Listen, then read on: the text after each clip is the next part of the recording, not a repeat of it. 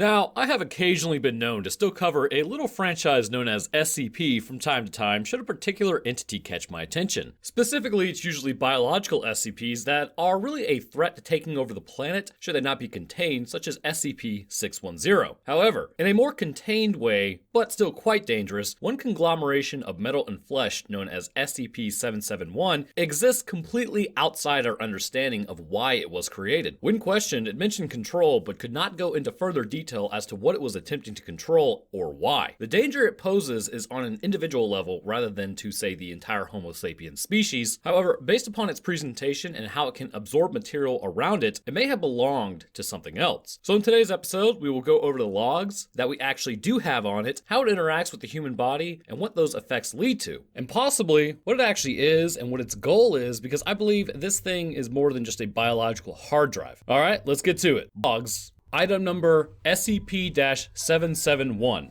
Object Class Keter. Special Containment Procedures. SCP-771 is to be held in a secure windowless containment cell at all times.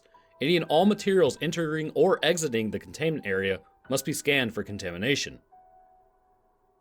Containment area must be checked weekly, and any damage done by SCP-771 is to be immediately repaired. No personnel are to enter SCP-771 cell without a full-body hazmat containment and dangerous objects handling DOH armor.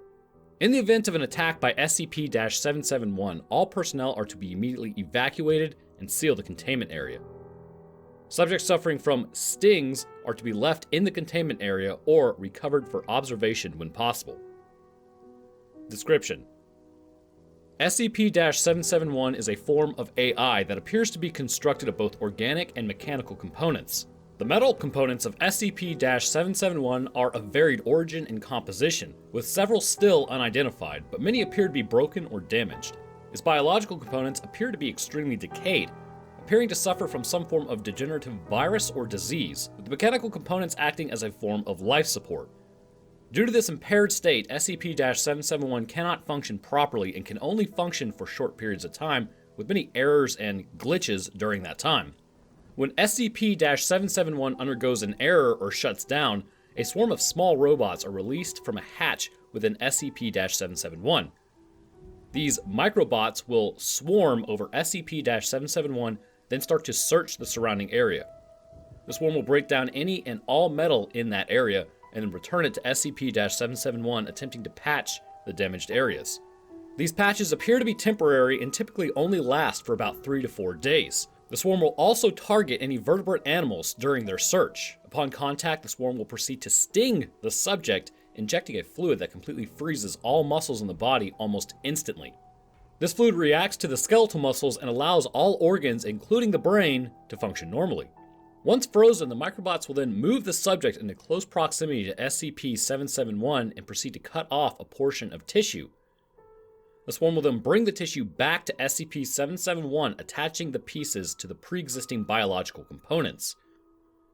Once the subject dies, typically from blood loss after 2 to 4 days, the microbots will then cease their harvesting and retreat back to SCP-771.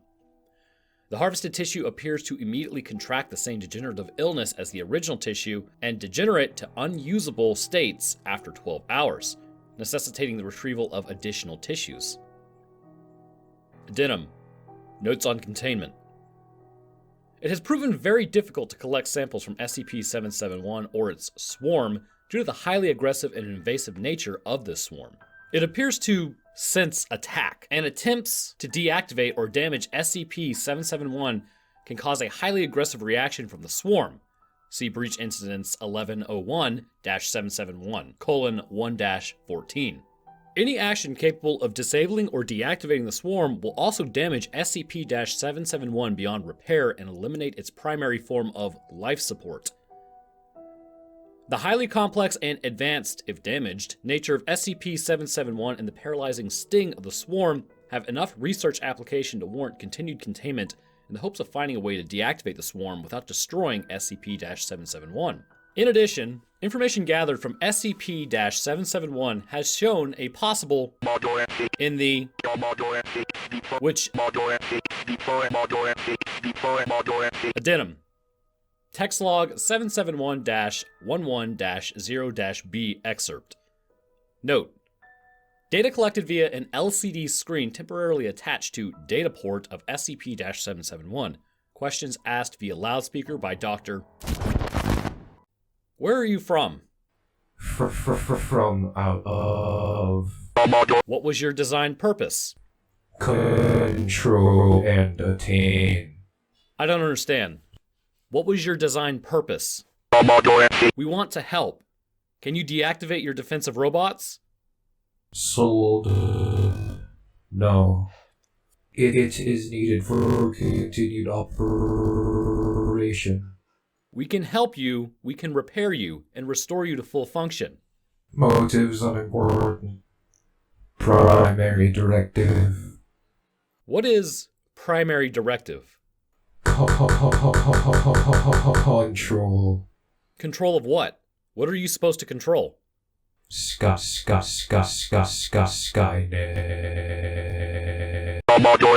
Note: at this point, SCP-771 shut down, and the LCD screen was quickly broken down by the swarm. SCP-771 appears to be in a massively damaged state currently. Because of this, obviously it's exceedingly difficult to get any information out of it, although it does appear willing to talk and interact with researchers at the Foundation. What's interesting is, despite the heavy damage, it is able to communicate even at all. However, this communication does come at a cost to those attempting to communicate with it, should any damage be received, which the unfortunate part about this SCP is simply it existing appears to cause damage to it. It is mentioned that some form of disease or virus seems to be heavily influencing the organic components of its body, however. That said, I'm not so sure about that. It could just be simple degradation of a cellular body outside of the multicellular organism that it originally stems from, which would be quite obvious considering that cells are not supposed to exist in this type of environment. It would also seem as though this creature does require components apart from the human or animal form. In reality, any complex organism with a vertebral column appears to be desirable, but apart from that, machines around the creature are also fair game concerning their pieces and working circuitry. Specifically focusing on SCP-711, let's talk about what it is and how it functions. First, a motherboard. What is it? Well, a motherboard is nothing more than the most important portion of a computer. It allows the other computer pieces to communicate amongst one another, not unlike the portions of the brain talking amongst each other. In fact, to a degree, the motherboard is the brain of the computer, or possibly something like the corpus callosum, which in the brains of animals connects the right and left halves of the brain, making it possible for them to communicate with one another. Which we are about to go on a side tangent because you know this channel. Interestingly,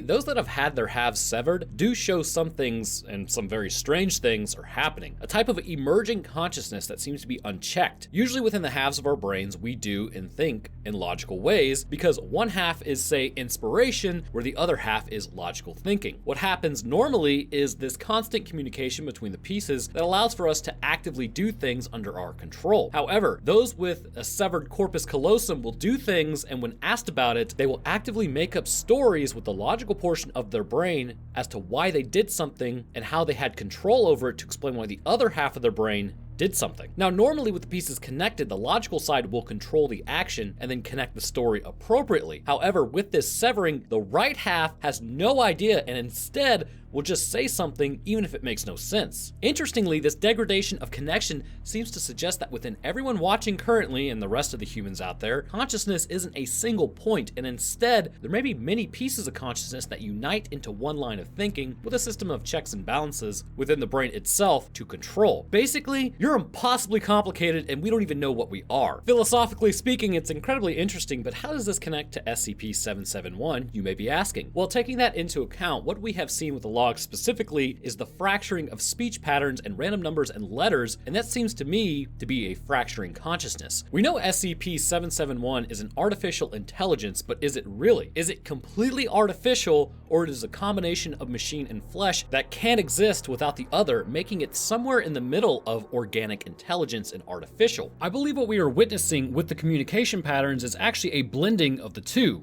halves of the brain separated by failing organic tissue due to some underlying issue. Because of this, interaction with the fractured consciousness gives only sparse information into the inner workings of this creature and the occasional piece of useful information. Understanding SCP-771 in this state would be almost impossible, as the consciousness shifts and changes between different points of thinking, as essentially all pieces of consciousness attempt to answer the questions presented to them in different ways. What comes up on the screen is the sum of all those parts answering separately and at once. Every once in a while, enough of the consciousness answers in a similar fashion that words can appear as answers to questions like, why are you here? Which is followed by control, because the consciousness knows it's meant to control. However, when questions get more vague, such as what is your design purpose, garbled text appears because there may be conflicting information and ideas housed within the separate pieces of consciousness. This blending of flesh and machine does appear interesting in that they are completely reliant on one another. There is an idea that even if they were, say, to endow a machine with artificial intelligence, will it truly be intelligence as we know it? They could be calculating, composed, essentially perfect, unburdened by the random electrical impulses of the brain. I, for instance, had a migraine the other day because my biological meat suit is weak AF and annoying. And that may seem why my writing is all over the place. You're actually seeing an altered Roanoke. As it is known during the post-drome phases of a migraine, the brain can enter a form of altered state after the migraine has come to an end, at least for a couple days. Because of this changed state, is my mind the same? And the answer is no. How it operated prior to the migraine versus how after the migraine it's conducting itself are two entirely different ways of operation. This means that human consciousness and function are dependent on the ability of cells to signal one another, and this is altered too, and so too am I, altered by it. And we should already know that consciousness is based on cells, but the same can be said for ingesting anything with altering effects to the brain and body. You don't have to have a migraine. Say if you drank something, right, that I can't mention here. We are influenced heavily by outside as well as internal processes, so this alters your brain. So basically what I'm saying is human consciousness isn't perfect, but that's what makes consciousness. Machine consciousness would be perfect. So would it actually be consciousness? They would be able to maintain a line of thinking and acting regardless of outside influences up to physical damage. Much like how damaging a brain can alter its function, damaging a motherboard can alter its function and lead to destruction of the computer. Because of this, the biological motherboard is a combination of organic tissue consciousness influencing the machine consciousness, making it imperfect in the process, but still more stable and reliable than, say, human consciousness in that state because of how it is able to function despite degradation. And if you're having just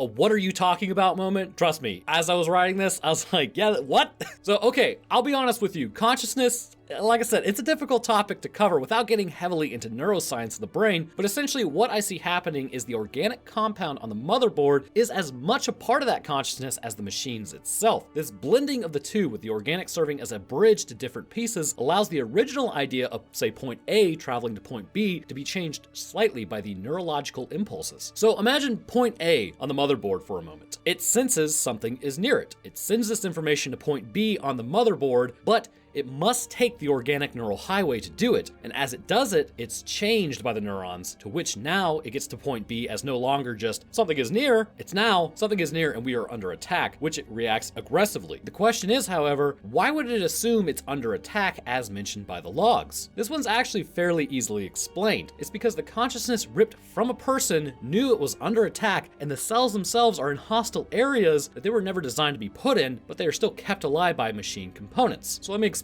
We know whenever the biological motherboard is interacted with or even damaged, not only does the tissue break down, but the microbots are released to scour the area looking for replacement material. As the attack is sensed, this is actually a self-replicating issue that as long as organic tissue is used, will never be corrected, but should it be corrected, likely the intelligence would cease to be as a result because they are both intermeshed and cannot be separated as in this case. They are essentially the sum of their parts. As the electrical signal travels across the motherboard, this likely uses the neural tissue and then destroys it as a result. Think about getting electrocuted. This can damage nerves because they were never designed to carry a current like that. Same with the organic tissue on the motherboard. They were never really capable of carrying this all the way through and then being reliable over time. As a result, they are broken down through the electrical communication, and the cells would start releasing stress signals because of the electrical shocks that they are receiving. This signal is then interpreted as an attack further down the line to the motherboard itself, hence why any interaction with this almost damages it in a way, causing it to react. This degenerative issue is said to be a virus or disease, but it would seem to me that simply by existing on a motherboard and serving as connection points would be a self-fulfilling prophecy, sort of like like thinking and destroying the tissue anyhow. As a result of this tissue degradation due to the electrical shocks of communication being forced through it, likely at higher voltages than what the cells would be used to, not to mention their fragile nature anyhow, the motherboard specifically would probably need to repair quite regularly to keep this artificial intelligence that may be even biological in nature viable. It is known that these microbots are sent out to search an area and preferred coordinate species such as humans. They will sting a human, which paralyzes the muscle and then locks them up. What is causing this? To me, it's pretty clear it's going to be a neurotoxin. A neurotoxin works by disrupting the actual ion levels of the nerve, thus rendering it unable to relay any information or signals. Motor neurons would specifically seem to be the point that they attack. With disruption of these ion levels at this point, the brain can send the signal to move, but as it does, it stops where the neurotoxin is amassing. Because of this, skeletal muscles never receive the information to move, and the person is stuck in place and they are harvested. It mentions how a person meets their end via blood loss and all the cells are harvested, but I would actually go out on a limb as to say yes, blood loss would actually lead them to tap out, but I do not believe all cells are harvested. I believe personally that considering coordinate species are preferred, the neurons of the spinal cord are actually preferred and harvested as a main point. The cells in the way are simply destroyed in the process. The body itself isn't even so much harvested as the neurons within. Seeing as they have a natural ability to convey electrical impulses, they are severed and then brought back to the machine to be used as circuitry within its biological AI. Seeing as they are neurons, they can be more than just used to complete an impulse. Consciousness element begins to arise, body is broken down and then reassembled. And here's why. Like I mentioned earlier, we don't even understand what consciousness is. The general thinking is that it's all in the brain, right? Well, that's not actually the case. Recently, a test was conducted using a spinal cord stimulator on a person who was paralyzed. The stimulator was attached to a portion past the spinal cord damage where it had no way to communicate with the brain. The person was then told to think about moving their toe and foot, and eventually they were able to do it despite having no feeling in that lower portion of their body. First off, the implications of this are astonishing. This would indicate that consciousness of humans also lies within our spinal cord as well, not just our brains. The second thing it implies is perhaps in the future we could possibly help people walk and stand with this technology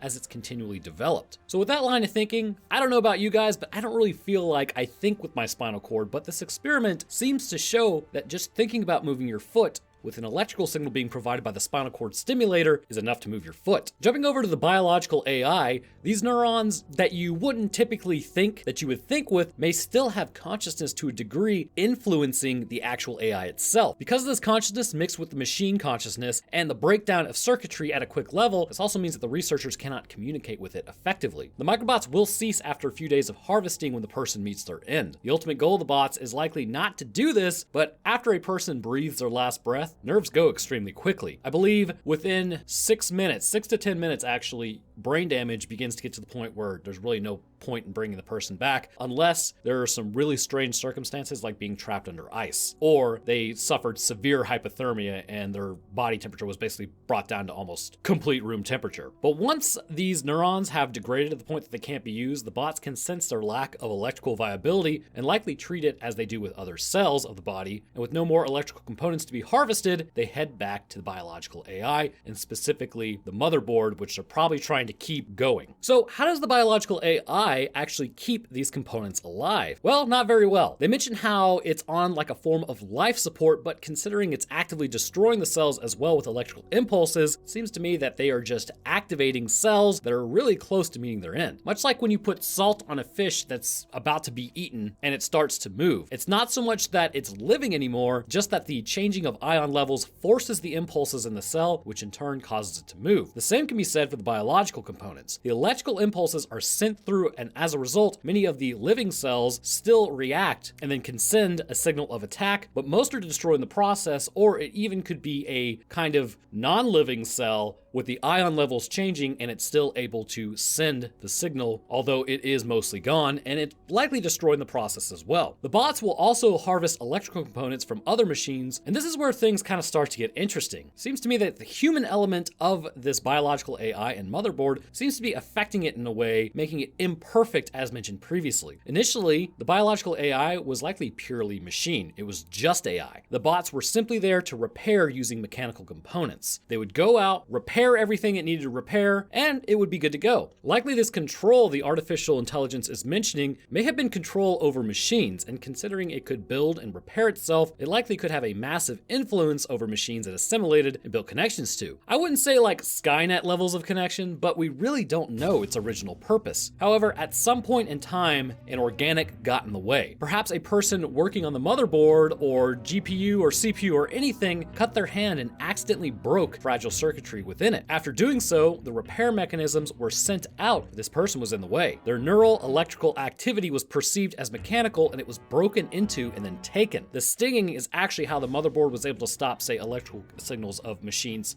to take those pieces it needed without damage to the microbots. This same liquid also seems to work on destroying the ion levels of the motor neurons, creating that imbalance that paralyzes people. Eventually, this person's neurons were then added to the motherboard, GPU, circuitry basically, but this circuitry isn't perfect and is actively being destroyed. The human element comes into play now, and the control it mentions isn't about the original directive, and instead may now be the human consciousness left over from the neurons taken from the body, say in the spinal cord, and as the human element also wishes to control what is happening. The garbled text is in fact the machine and human consciousness alterations and how they may be at odds with one another, but clear words displayed may be the consciousness and unity agreeing that control over something is important. This, coupled with the already fractured consciousness of the machine because of its failing circuitry, would lead to me seem that these are the issues that it's trying to talk about. So this biological AI, in my opinion, is a union of leftover consciousness from a human and the perfect machine consciousness. This is what's creating that confusing text or random noise, almost as if it's like filtering pieces of consciousness through another piece of fractured consciousness. Repair this SCP utilizing only metal components would likely bring it back to full strength, but then you need to ask yourself, would that make it more or less dangerous just so you can properly communicate with it?